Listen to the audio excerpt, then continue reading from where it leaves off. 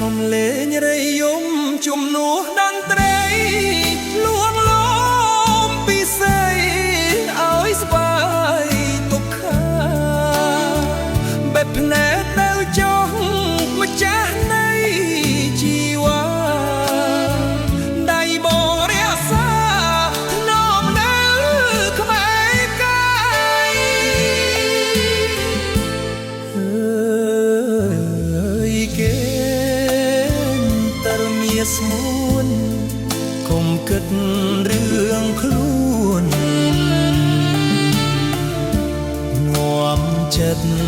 សៅមងទុកសោកគាត់ឡងឲ្យរលាយសាបសូន្យសូមបានឃើញអូន